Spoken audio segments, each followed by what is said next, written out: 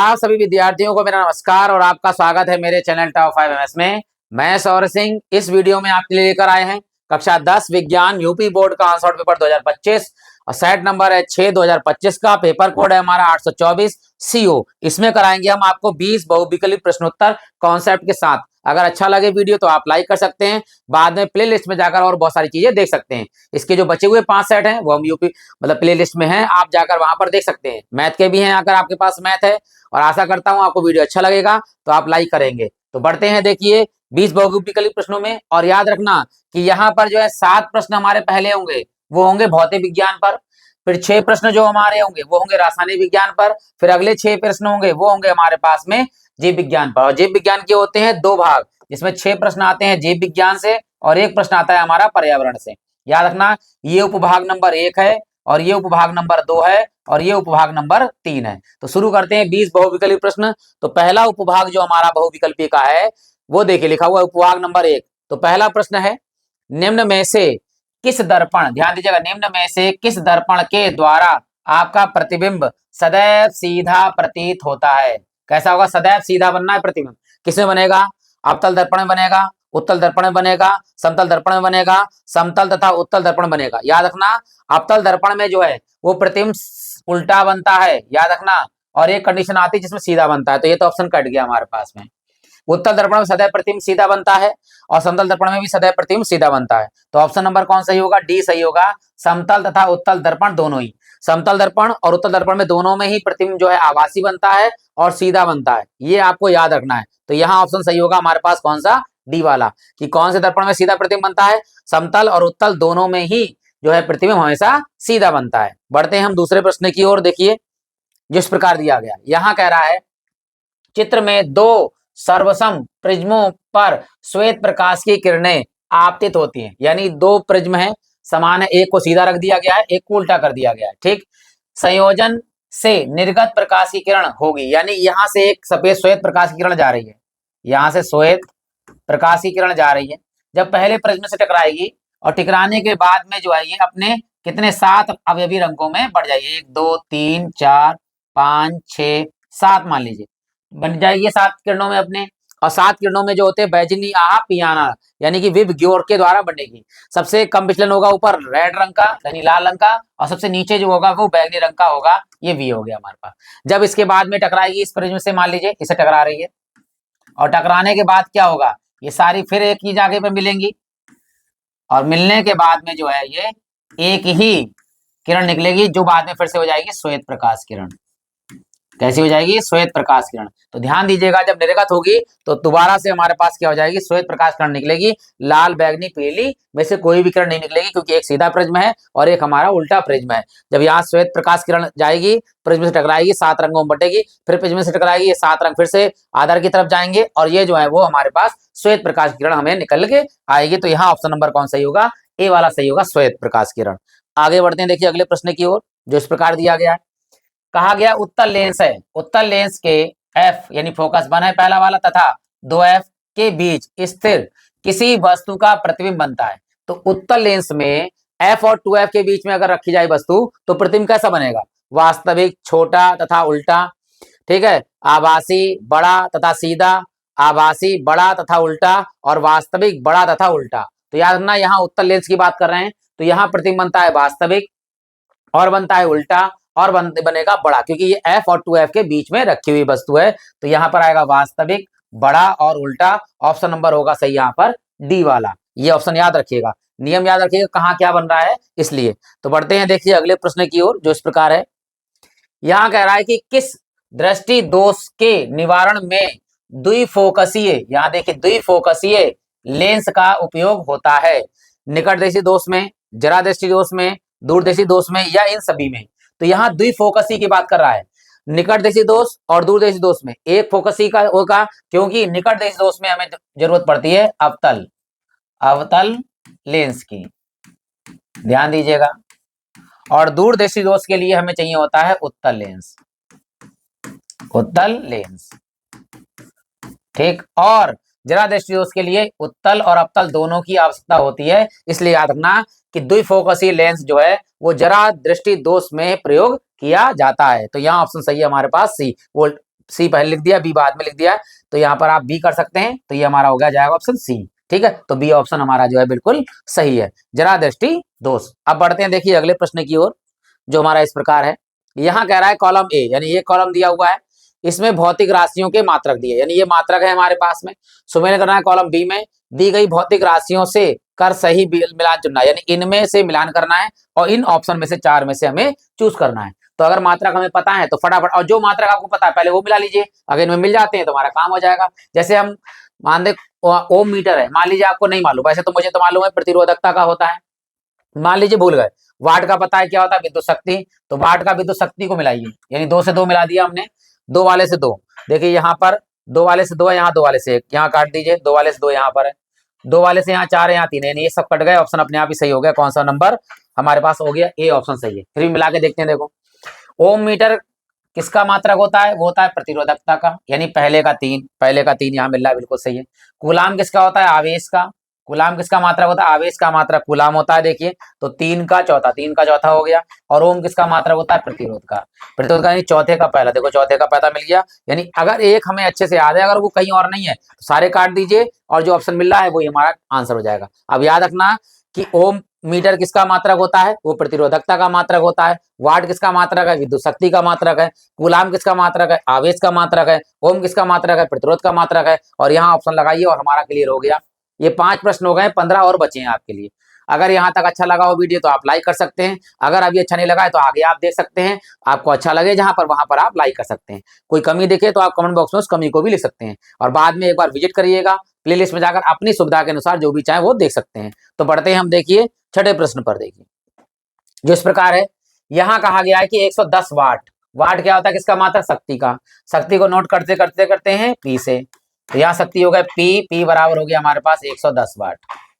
सवाल है ये हमारा, बताते चले आपके लिए। का विद्युत बल्ब 220 वोल्ट के विद्युत स्रोत में, 220 वोल्ट क्या होता है, ये विभवांतर को नोट करते हैं बी से, कितना है 220 वोल्ट, ये दिया 220 वोल्ट। ठीक है, विद्युत स्रोत से जोड़ें, जाने पर धारा प्रवाहित होगी, धारा का मान पूछ रहा है, धारा आई का मान क्या करना है, हमें ज्ञात करना है। हम सूत्र जानते हैं क्या, वो होता है P बराबर V इंटू आई। हमें किसका मान निकालना है, आई का। फिलहाल आई का मान निकालने के लिए क्या होगा, V गुणे में कायम चला जाएगा बटे में, तो P अपॉन V बराबर आई, या हम कह सकते हैं क्या, आई बराबर डायरेक्ट सूत्र लिख सकते हैं P बटे V। चलिए मान लगाते हैं, देखो पहले P का मान लगाइए, क्या है P का मान हमारे पास 110, V का मान कितना है 220। ठीक है 220। सबसे पहले 0 से 0 काट दिया हमने, यहाँ कट गया। 11 से काटिए, देखो 11 एकम 11, 11 दूनी 22, 2 आ गया हमारे पास।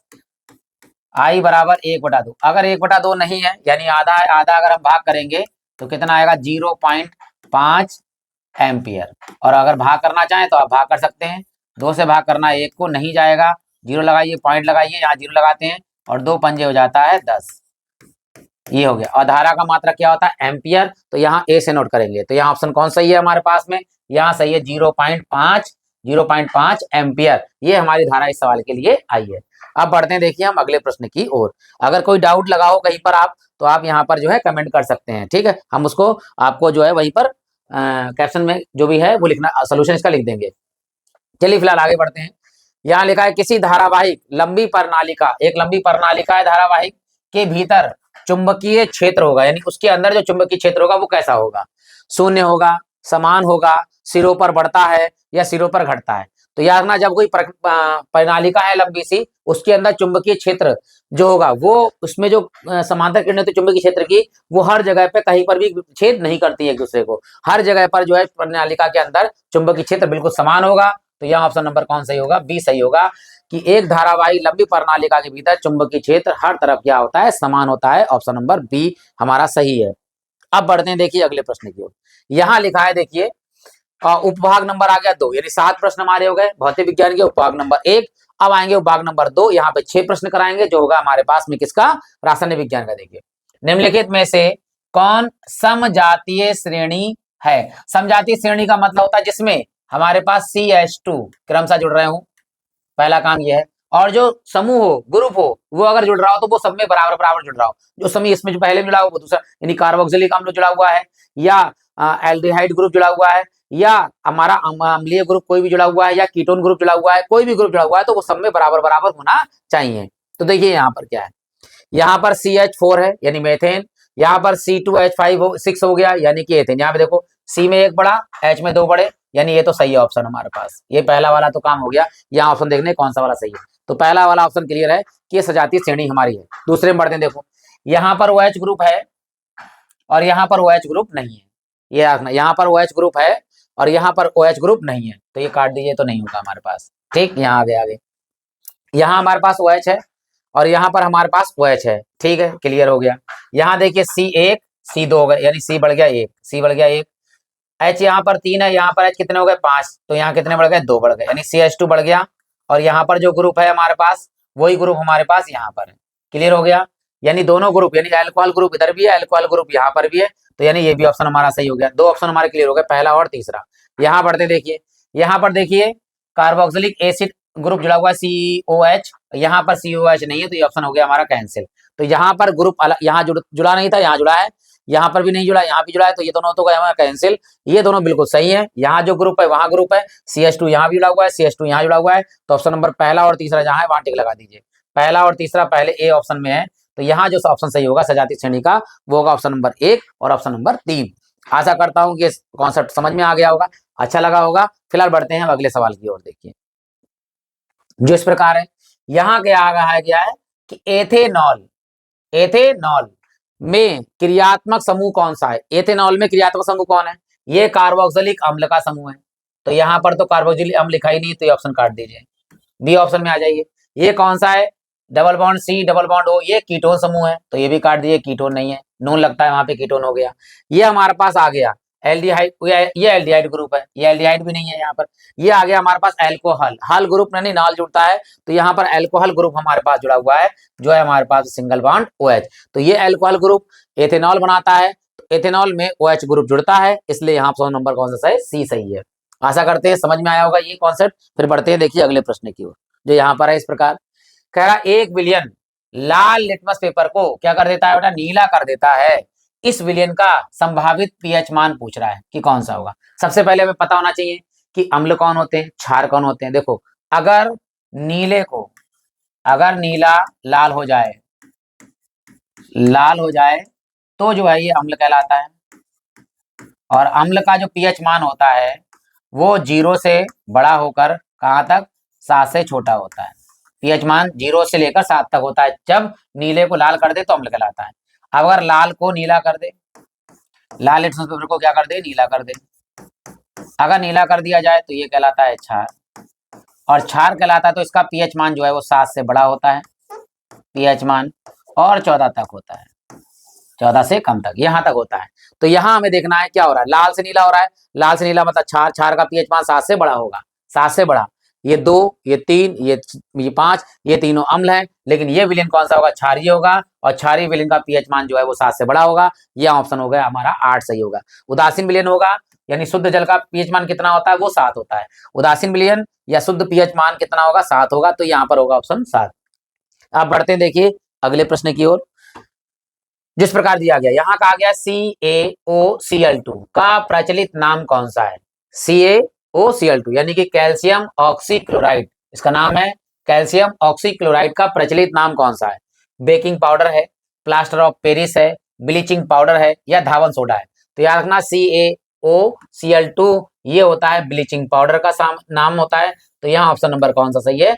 C सही है, ब्लीचिंग पाउडर। ये किसका नाम है? ब्लीचिंग पाउडर है इसका नाम, और ये सूत्र है कैल्शियम ऑक्सीक्लोराइड का, जो कैल्शियम ऑक्सीक्लोराइड को ब्लीचिंग पाउडर के नाम से जाना जाता है। ऑप्शन नंबर यहाँ पे C सही है। बढ़ते हैं देखिए अगले प्रश्न की ओर, जो इस प्रकार है। देखिए यहाँ पर, यहाँ कहा गया कि जिंक, जिंक यानी कि Zn, और यहाँ कहा गया सल्फ्यूरिक अम्ल, सल्फ्यूरिक अम्ल का मतलब H2SO4, H2SO4, ठीक है, की क्रिया से जिंक सल्फेट, जिंक सल्फेट मतलब ZnSO4, जिंक सल्फेट तथा हाइड्रोजन गैस यानी कि H2 ये बनती है।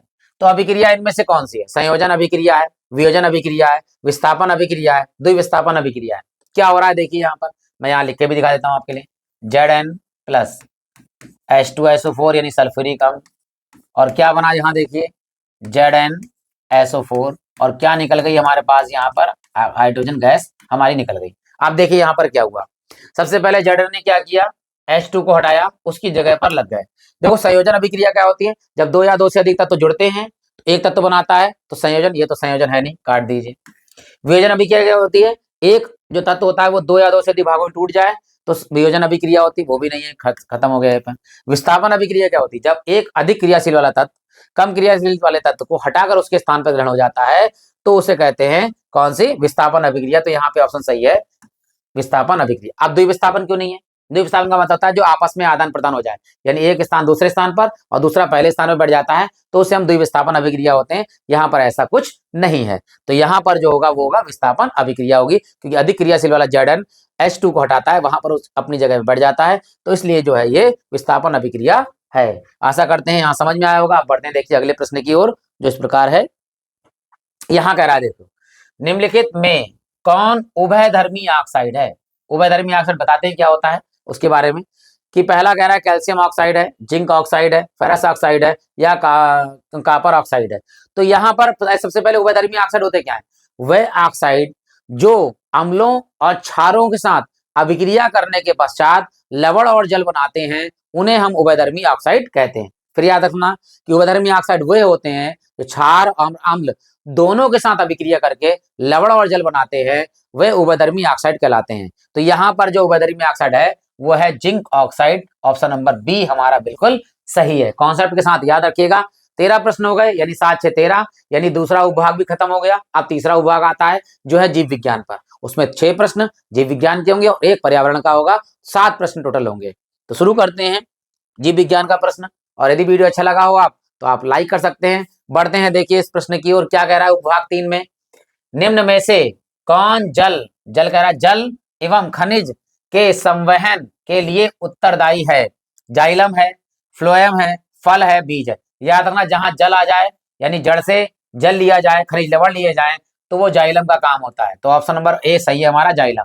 अब जब प्रकाश संश्लेषण की अभिक्रिया के बाद में जब भोजन यानी ग्लूकोज के रूप में बन जाता है तो सारे पौधों में पहुंचाने का काम करता है, वो कहता है फ्लोएम। ये याद रखिएगा, ठीक है, जाइलम और फ्लोएम। जाइलम जल और खनिज लवण जो जड़ों से लेता है, पेड़ पौधे पहुंचाता है हर पत्तियों की तरफ, और पत्तियों से जो भोजन बनता है वो फ्लोएम के द्वारा पूरे पेड़ पौधों में पहुंचता है। तो आशा करता हूं ये क्लियर हो गया होगा। अब बढ़ते हैं देखिए अगले प्रश्न की ओर, जो इस प्रकार है कि पौधों में जल की हानि से संबंधित है, तना है, जड़ है, जाइलम है या रंध्र है। यानी जल की जो हानि हो रही है पौधे में, जो जल लेते हैं ग्रहण करता है पौधा, उसमें से 1% लेता है और बाकी सब जो है वाष्पीकरण कर देता है, तो किसके द्वारा होता है, वो होता है रंध्रों के द्वारा। याद रखना ऑप्शन नंबर डी, पौधों में जल की हानि से संबंधित है वो है रंध्र, ऑप्शन नंबर डी।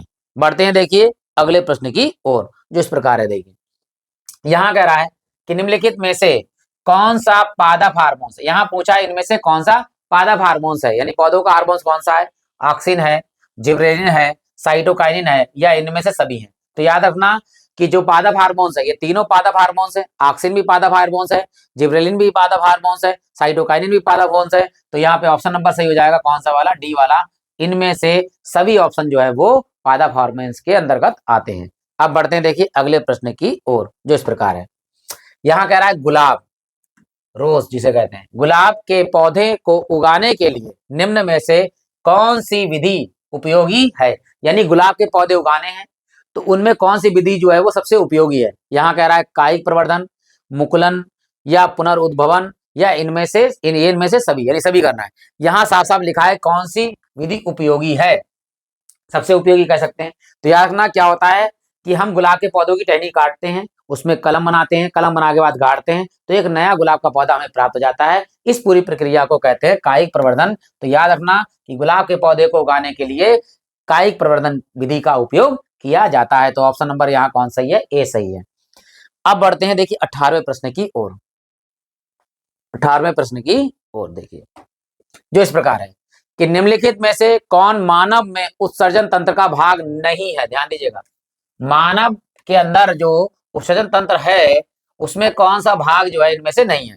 वृक्क नहीं है, वृक्काणु नहीं है, और बोमन संपुट है या न्यूरॉन, इनमें से कौन सा है। तो याद रखना कि यहाँ पर आएगा न्यूरॉन। न्यूरॉन जो है वो उत्सर्जन भाग नहीं है। क्यों नहीं है, ध्यान दीजिएगा, वृक्क के अंदर जो है वृक्काणु, लाखों वृक्काणु पाए जाते हैं, यानी वृक्क के अंदर लाखों वृक्काणु पाए जाते हैं। और वृक्काणु का जो है एक भाग होता है बोमन संपुट। बोमन संपुट क्या है? वृक्काणु का एक भाग होता है। तो याद रखना उत्सर्जन तंत्र होता है कौन सा? वृक्क। और वृक्क से जुड़ा कौन है? वृक्काणु। यानी वृक्क के अंदर लाखों वृक्काणु होते हैं और वृक्काणु का एक भाग है बोमन संपुट। तो ये तीनों जो हो गए हमारे उत्सर्जन तंत्र पे आ गए। न्यूरॉन जो है वो उत्सर्जन तंत्र के अंतर्गत नहीं आया है। 18 प्रश्न हो गए, 2 और बचे, वो भी कराते हैं। अगर आपने अभी तक लाइक नहीं किया है तो आपसे हाथ जोड़कर निवेदन है कि आप लाइक कर देंगे, इससे हमें अच्छा लगेगा। और बाद में आप जो है प्ले लिस्ट में जाकर एक बार विजिट जरूर करेंगे। आपको अपनी सुविधा के अनुसार जो चीज देखना चाहें वो देख सकते हैं। बढ़ते हैं देखिए 19 प्रश्न की और 19 में जो इस प्रकार है। देखें, लिखा हुआ है निम्नलिखित में कौन सा जीन प्रारूप शुद्ध गोल, गोल बीज है, गोल का मतलब होता है राउंड, राउंड, और शुद्ध का मतलब डबल, ठीक है। राउंड राउंड जहां लिखा हो वहां हो जाए। तो यहाँ तो टीटी लिखा हुआ है, आपको आ गया समझ में। राउंड राउंड मतलब गोल, और गोल को कैपिटल आर हो गया, कि शुद्ध गोल की बात कर रहा है तो कैपिटल आर हो जाएगा। और याद रखना अगर लंबे की बात करता है यहाँ पर तो टाल टाल होता है, लेकिन शुद्ध टाल है नहीं यहाँ पर। संकर टाल मतलब संकर है, और ये बौना है। ये क्या है? बौने हैं, यानी कि बौने पौधे का जो है शुद्ध बौने स्मॉल टी, और संकर पौधे तो कैपिटल टी स्मॉल टी। और याद रखना यहाँ पे शुद्ध गोल की बात करिए तो राउंड राउंड हो जाएगा। ऑप्शन नंबर यहाँ डी सही होगा। अब बढ़ते हैं। हाँ, या एक चीज और है, वैसे तो आपको पता होगा कि अनुवांशिकता के जनक कौन होते हैं? ग्रेगर जॉन मेंडल होते हैं। ग्रेगर जॉन मेंडल ने किस पे प्रयोग किया था? ग्रेगर जॉन मेंडल में जो है मटर के पौधे पर प्रयोग किया था। कहीं कहीं पे आपको लिखा जाएगा मीठी मटर, और कहीं कहीं पे लिखा जाएगा उद्यान मटर। तो मटर का विशेष ध्यान रखेंगे कि ग्रेगर जॉन मेंडल ने मटर के पौधे पर अपना प्रयोग किया था। अब बढ़ते हैं देखिए अंतिम प्रश्न की ओर। बस आशा करते हैं कि वीडियो अच्छा लगा होगा, तो आप लाइक कर सकते हैं, और आपने लाइक कर भी दिया होगा। चलिए देखिए अंतिम प्रश्न, निम्नलिखित में से कौन गैर जैव निम्नीकरण योग्य पदार्थ है? जो गैर जैव निम्नीकरण की बात कर रहा है यहाँ पे देखिएगा, हरे पौधे जैव निम्नीकरण है, लकड़ी जैव निम्नीकरण है, सब्जियां जैव निम्नीकरण है, प्लास्टिक की थैलियां ये जो है वो गैर जैव निम्नीकरण पदार्थ हैं, या पदार्थ इसे कह सकते हैं। तो यहाँ ऑप्शन नंबर कौन सही है? डी सही है, और ये पर्यावरण पर आधारित प्रश्न है। आशा करता हूँ आपको अच्छा लगा होगा वीडियो। 7वां लेक्चर हम जल्दी लेकर आते हैं आपके लिए, 7वां भी मिल जाएगा आपके लिए। इसके बाद में हम छोटे छोटे कॉन्सेप्ट के साथ में आपके वीडियो लेके आएंगे। आशा करते हैं आप हमारे चैनल बने रहेंगे। आपने लाइक कर दिया होगा, यदि आप नए हैं तो चैनल को सब्सक्राइब कर सकते हैं, और भी जाके प्ले लिस्ट में जाकर और सारे वीडियो देख सकते हैं। आप सभी लोगों का हृदय से